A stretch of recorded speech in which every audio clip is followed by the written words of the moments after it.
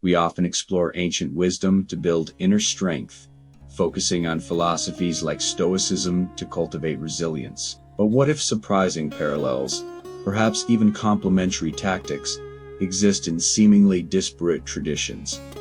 Miyamoto Musashi, the legendary samurai, spoke of achieving a mind like steel in a crucible of combat. Could the pragmatism and focused clarity of a warrior offer insights that sharpen the Stoic's path to tranquility and virtue? Have you ever found unexpected wisdom for your Stoic practice in places you didn't expect? Let me know in the comments below. Welcome.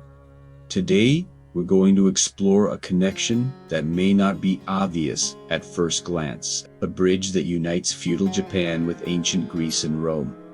We're talking about Miyamoto Musashi, the undefeated samurai and author of the Book of Five Rings and the philosophy of Stoicism. Apparently, they are separate worlds.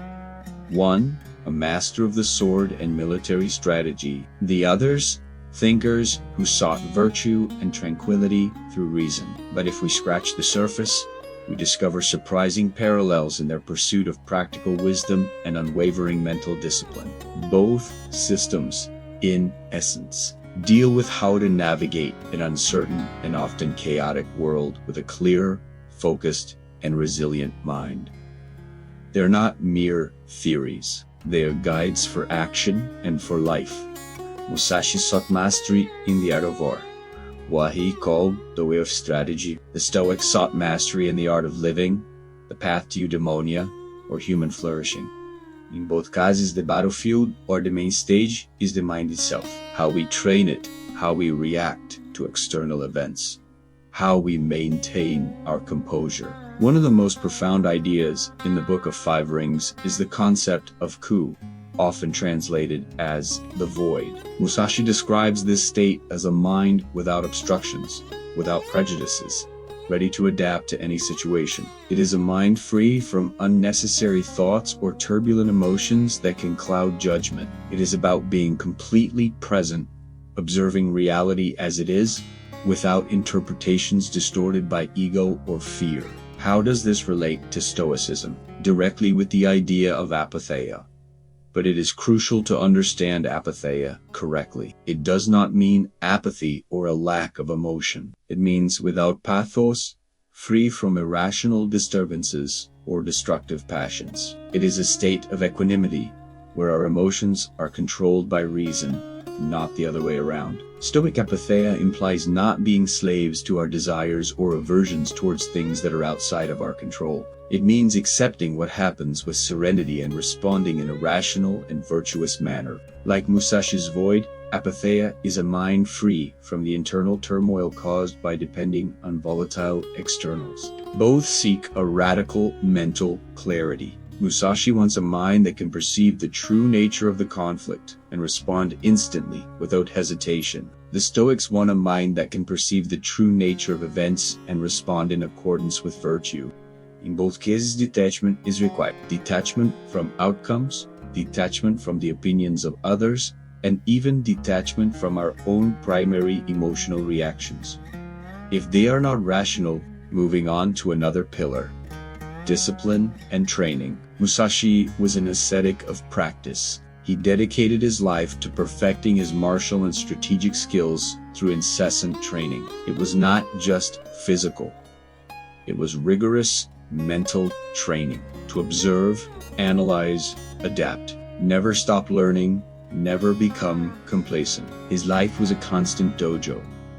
The Stoics also placed a supreme emphasis on training, although their training was of a more philosophical and psychological nature. They spoke of prokope, the constant progress in the practice of philosophy. This included various spiritual exercises or the premeditatio malorum, visualizing potential adversities, to prepare mentally and reduce the emotional impact if they occurred, reflecting on our impressions, examining whether they are value judgments about externals or simple descriptions of facts, writing journals, meditating on the ephemeral nature of things, practicing detachment from material goods, remembering the inevitability of death. All of this was training to strengthen the mind and character. For Musashi, training built the technical skill and calm under pressure of the warrior. For the Stoics, it built the virtue and tranquility of the sage. In both paths, mastery was not a destination, but a continuous process. It demanded daily discipline, constant self-awareness, and an unwavering commitment to improvement. Both Musashi and the Stoics understood that adversity is not only inevitable, but also an opportunity. The samurai faced the possibility of death in every duel. The Stoic faced the tribulations of life with equanimity. Musashi spoke of perceiving what cannot be seen, anticipating the opponent's moves, reading the situation beyond the obvious. This sharp perception required a mind free from fear and distraction. It meant being prepared for any unexpected turn, being flexible and adaptable. Rigidity leads to defeat, both in combat and in life. The Stoics developed resilience through principles like amor fati, the love of fate. It does not mean passive resignation, but an active acceptance of everything that happens, seeing it as part of the fabric of reality to which we belong. Epictetus taught that we are not disturbed by events, but by our judgments about them. If we can train ourselves to see challenges, not as personal tragedies, but as neutral events, or better yet as opportunities to practice virtue, we become impregnable. This ability to face and adapt to adversity, whether it be a duel to the death or a personal loss, is a shared core. Both systems equip us with the mental tools to handle suffering and uncertainty effectively. For Musashi, every duel, every challenge was a lesson, a testing ground to refine his technique, his strategy, and, above all, his mind. A failure was not the end, but vital feedback.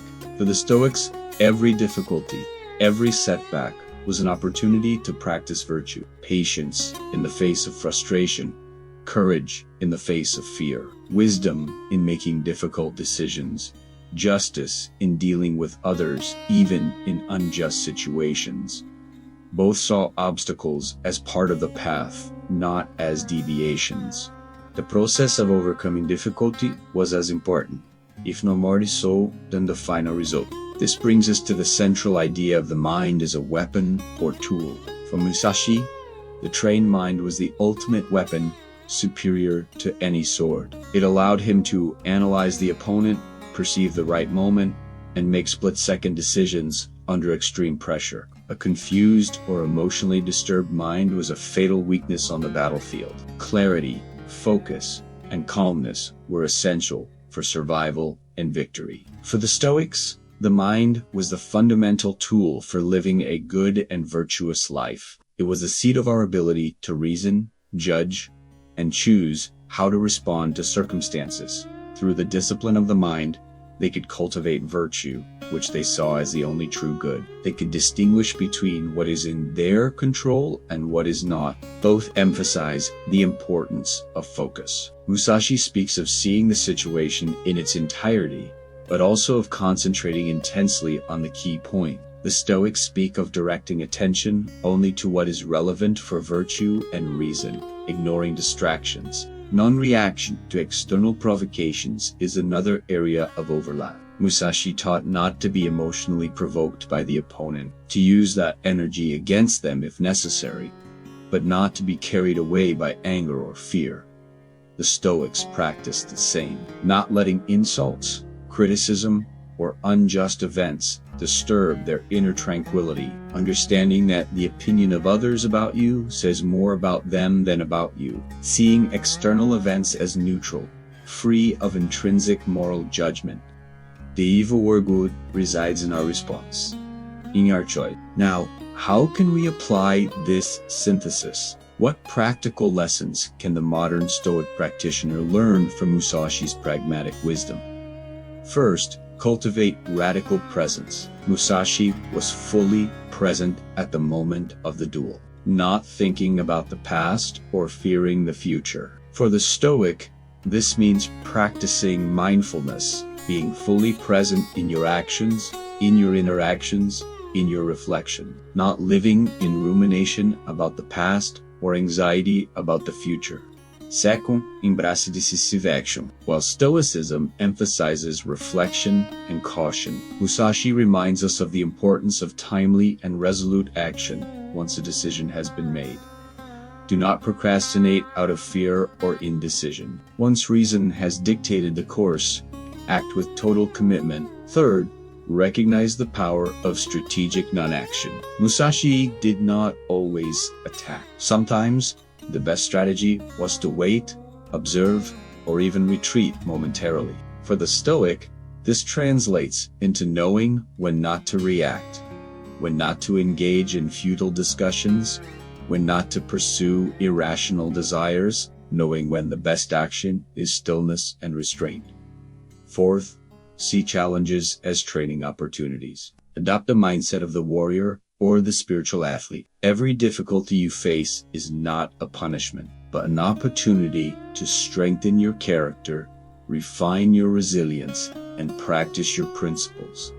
Ask yourself, what virtue can I exercise here? How can I respond to this in a way that makes me a stronger and wiser person? Fifth, maintain composure under pressure. Musashi exemplified calmness in the midst of the chaos of combat. The Stoics sought apatheia, in practice staying calm when things go wrong, when you face criticism, when you feel fear or frustration. Remember what is in your control and what is not. Train your mind not to be carried away by emotional turbulence, but to be a calm observer who can make rational decisions even in the midst of the storm. The synthesis does not seek to turn Stoics into literal warriors, but to incorporate aspects of Musashi's pragmatic and focused mindset to complement the Stoic pursuit of virtue and tranquility. Musashi offers us a model of relentless discipline and constant adaptation in practice.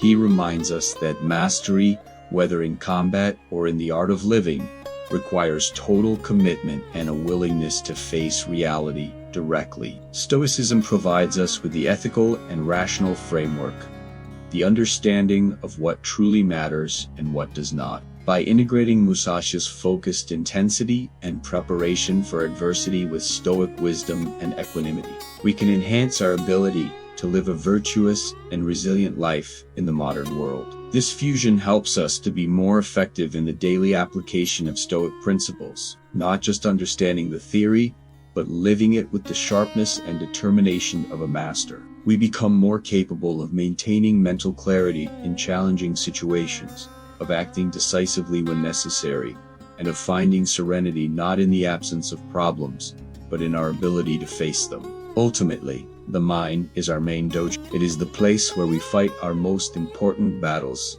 indecision, fear, distraction, and irrational judgments. Training it with the discipline of Musashi and guiding it with the wisdom of the Stoics can bring us closer to that state of flourishing where we live in harmony with reason and virtue, ready to face whatever life presents, with a mind like steel, flexible and strong.